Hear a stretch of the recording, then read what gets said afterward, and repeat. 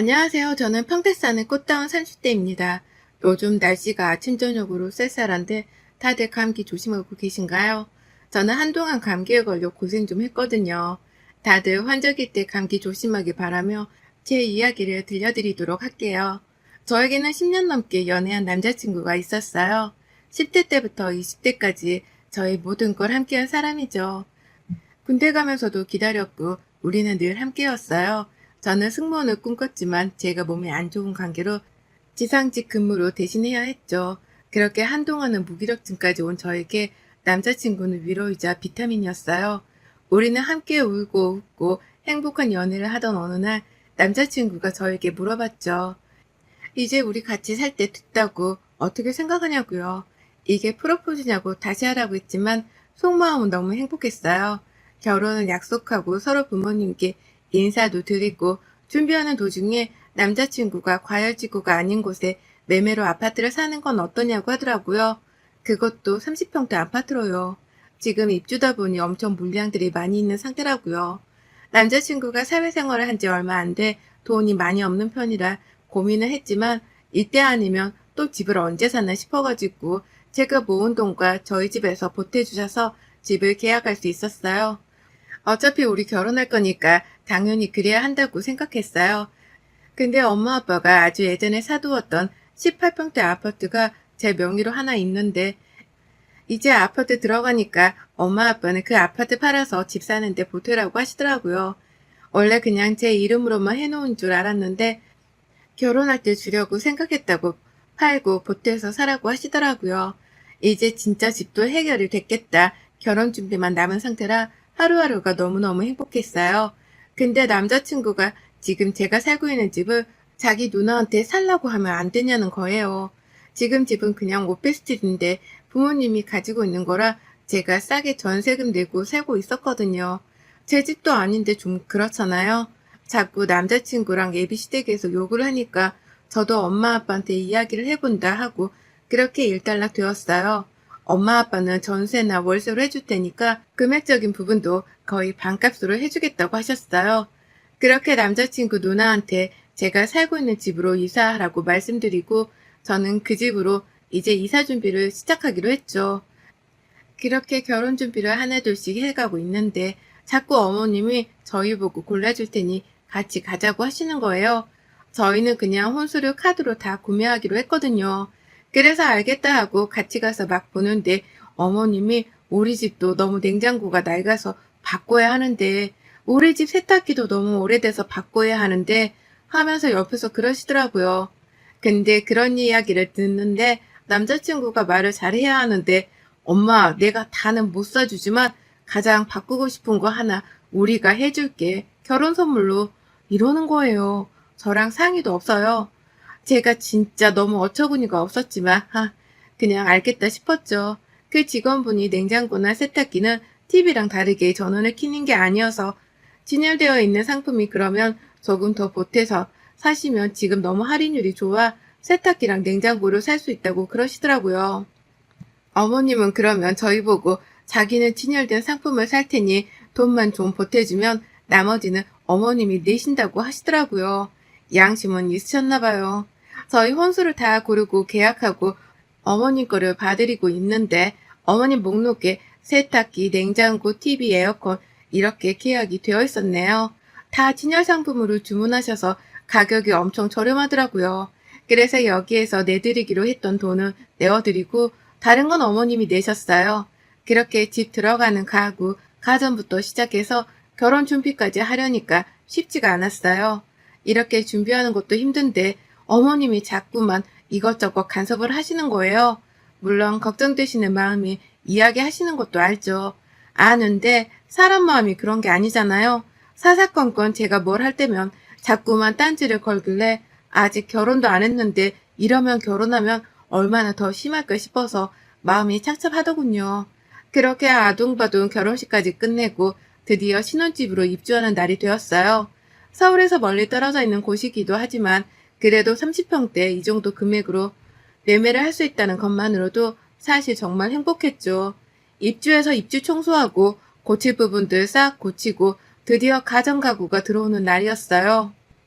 남편은 회사에 나가봐야 하는 상황이라 나가고 저 혼자 가정가구들 배치를 위해서 일찍 집으로 출발해서 기다리고 들어오기 시작하는데 기사님이 배치하고 놔주시는데 제가 보았던 가전들이 아닌 거예요. 아예 색도 다르고 모델명도 다른 것 같고 해서 우리 집으로 이게 오배송이 된 건가 싶어서 기사님께 기사님, 제가 시킨 물건들이 아닌 것 같은데 혹시 잘못 배송 온 게 아닌가요? 라고 물었죠. 그랬더니 서류들을 몇 개 보고 여기가 맞다고 하는 거예요. 주소도 확인하고요.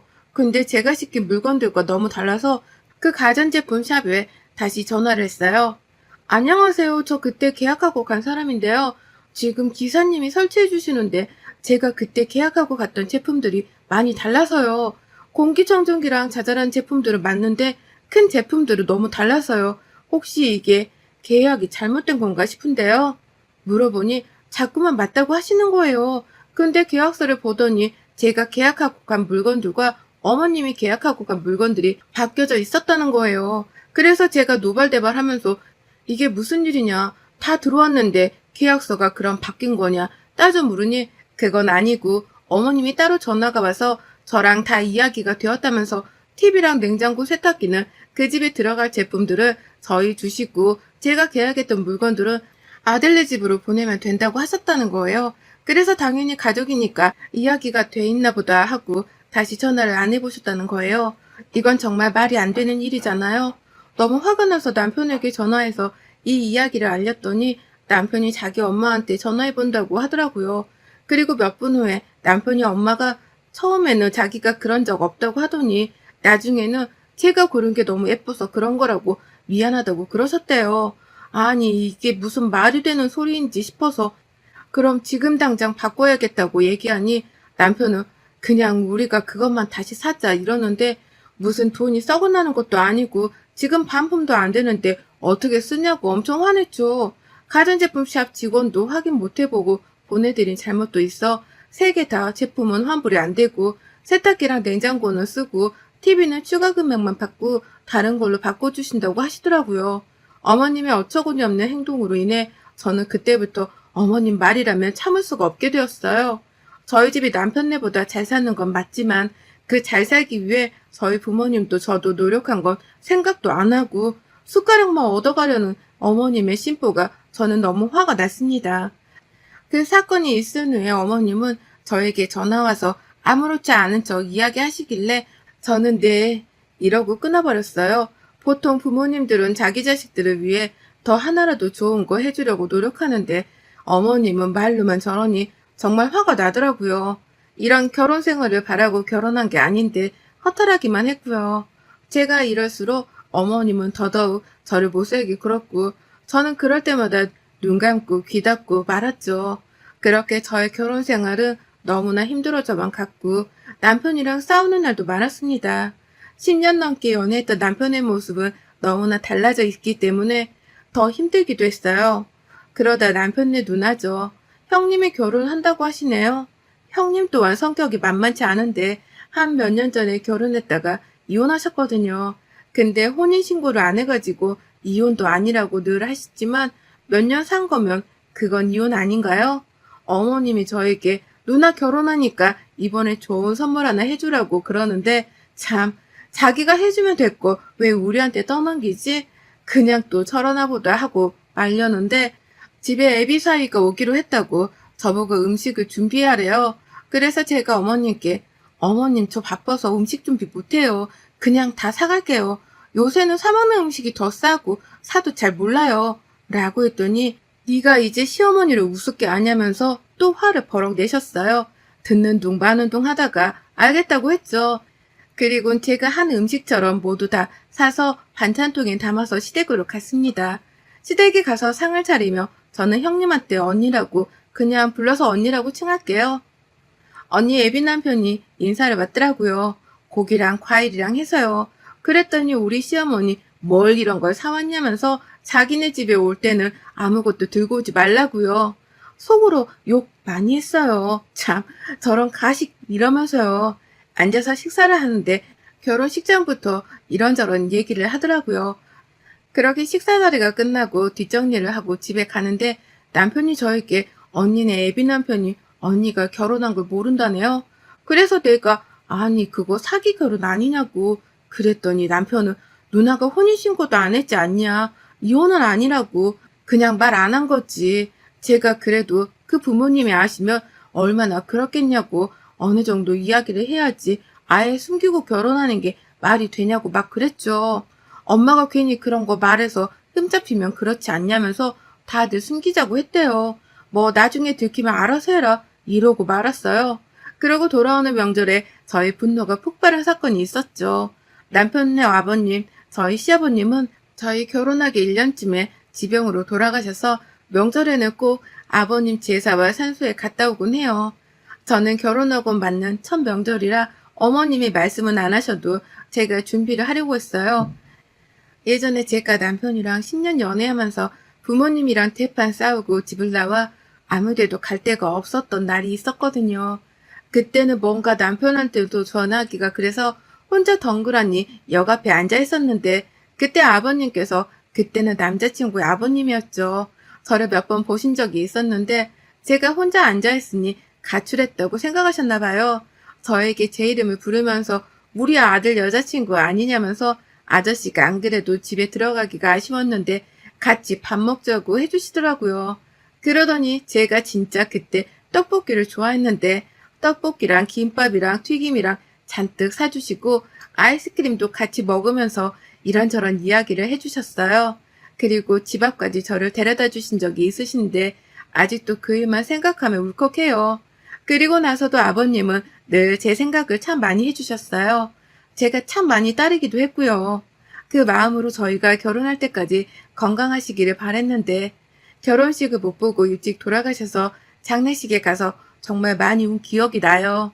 그래서 아버님 기일에는 여자친구로서도 늘 참여해서 이제 며느리가 돼서 제가 아버님 재산을 꼭 지내드리고 싶다고 했거든요.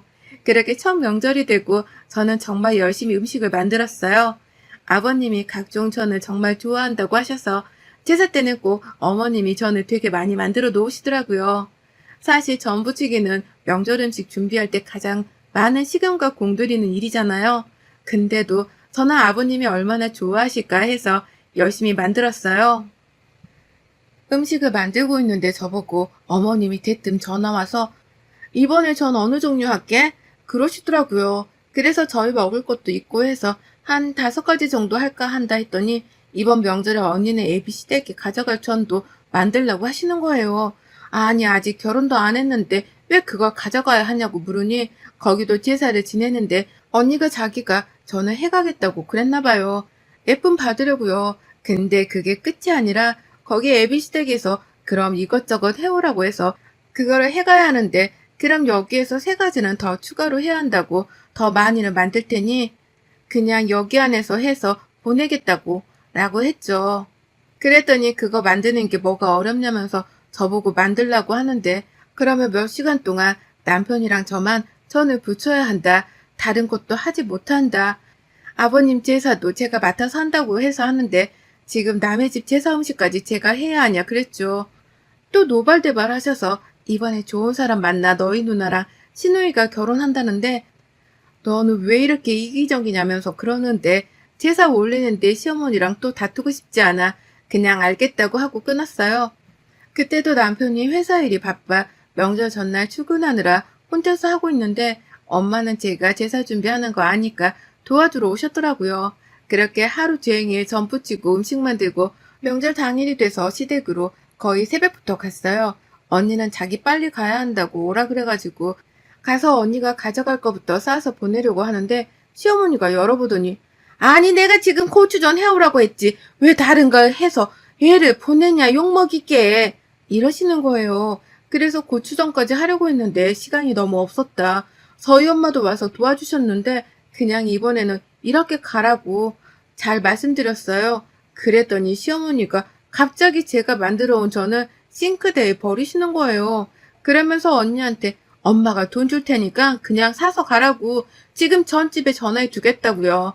아니 이게 무슨 말인지 방구인지 모르겠는 거예요. 그 순간 화를 주체하지 못하고 소리를 질렀어요. 아니 이게 지금 뭐 하는 짓이세요?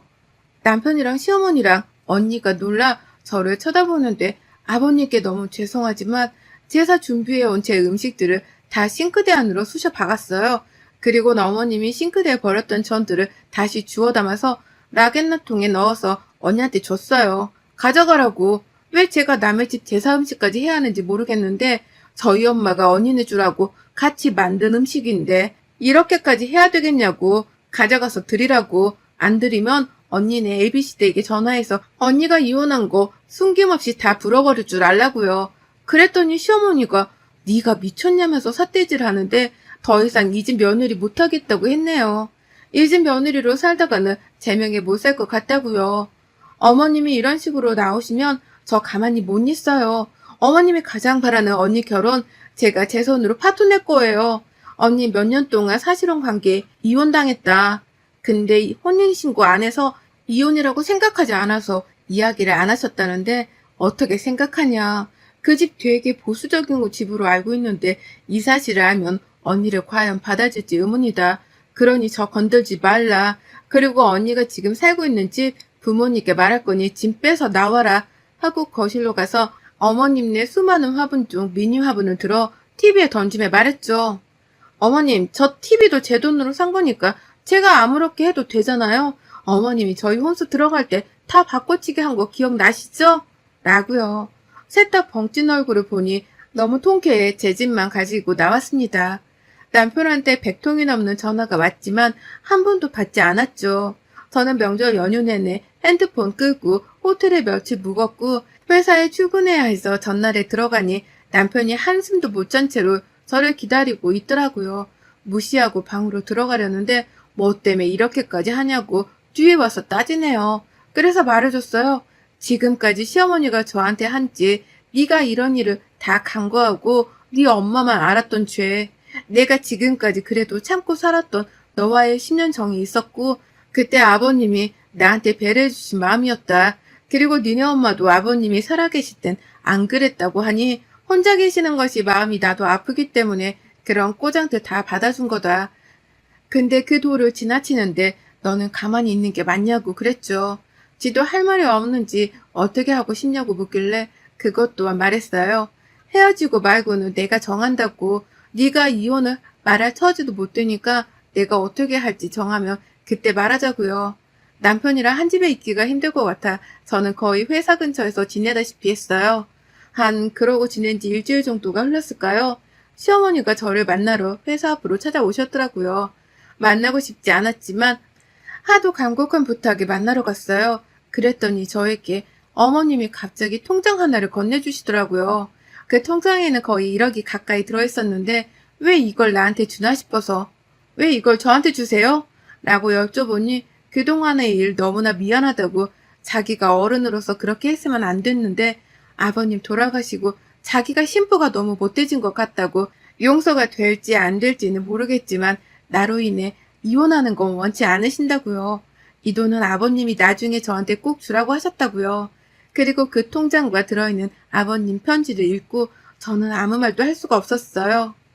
새알가에게 네가 이 편지를 보고 있을 때쯤이면 아마 나는 이 세상에 없을 수도 있다는 생각이 드는구나. 아가야, 우리 아들과 같은 학교에 다니고 있는 처음 너의 모습을 보던 날 인사를 씩씩하게 건네는 너의 모습이 아직도 눈에 선하구나. 우리 아들이 참 부족한데 옆에서 늘 챙겨주는 너의 모습에 이 아버지는 항상 고마움을 느꼈구나. 내가 투병 생활을 참 오래 아들이 군대에 가서 면회에 가고 싶어도 갈 수가 없었던 날들에 네가 늘 빠짐없이 가져왔다고 해서 너무나 고마웠단다. 직접 건네줄 수 있으면 너무나 좋았겠지만 그러지 못해 미안하구나 새아가야. 결혼을 하고 살아가면서 힘든 일이 많을 때 이 아버지 편지를 꼭 기억해 주었으면 한다. 혹시라도 우리 아내가 또 우리 아들과 딸이 너를 힘들게 하는 순간이 온다면 나에게 미안해 하지 말고 너의 삶을 언제든지 떠나도 좋단다. 나는 가족으로 살아. 허물들을 다 덮고 지냈다지만 나의 부재로 인해 부족한 우리 와이프와 딸과 아들의 부족함을 용서해 주길 바란다. 늘 밝고 찬란했던 너의 모습이 오랜 투병 생활에도 행복함을 느끼게 해줬단다. 이 통장은 너와 내 아들에게 남기는 마지막 선물이 되기를 바란다. 이 편지의 일부분을 담은 내용입니다. 어머님은 이 편지와 통장을 주시곤 가셨고 저는 며칠 동안 아무것도 할 수가 없었어요. 저는 그렇게 다시 결혼 생활로 돌아갔고 이 일들이 있고 나서는 많은 것들이 변했어요. 어머님은 저에게 전처럼 더 이상 하지 않고 전화도 잘 안 하시더라고요. 언니는 저희 부모님께 연락드려 전세금과 조금 더 보태서 드렸다고 해요. 감사하다고 인사도 드렸나 봐요. 저의 생활은 전과 다를 바 없어졌지만 아직 남편이라도 조금 서먹해요. 남편이 미안해서 제가 들어오면 집안일도 자기가 하고 제 눈치를 엄청 보는데 저도 그냥 대면대면하니 지내고 있네요. 곧 다가오는 언니 결혼식에 아버님이 함께 계시지 못해 많이 쓸쓸할 생각에 이번 명절에는 다 같이 아버님 산소에 다녀오려고 해요. 사람 인생이란 게 참 울고 웃고 다사다난하다지만 제 결혼 생활에서 가장 힘든 순간이 있었지만 또 이혼이라는 선택도 하려고 생각했었지만 누구나 다들 그러시겠지만 결혼도 힘들지만 이혼하는 것도 쉬운 일이 아니잖아요. 살면서 힘든 일은 또 찾아오겠지만 아버님이 주신 마음을 잊지 못할 것 같아요. 이번 명절은 처음으로 집에서 제사를 지내지 않고 산소에 가서 간단하게 지내기로 했어요. 앞으로 어머님께 우리끼리 있으니 집에서 제사 지내지 말고 산소에 한번 갔다 오자고 하시더라고요. 아직 어머님을 마음으로 용서하지 못했지만 가족이니까 용서하려고 노력하려고 해요. 여러분들의 명절은 어떠신가요? 혹시 시댁 때문에 힘든 분들이라면 제 이야기가 여러분들께 조그마한 위로가 되었으면 좋겠습니다. 여러분의 생각은 댓글로 남겨주세요. 오늘도 시청해 주셔서 정말 감사합니다.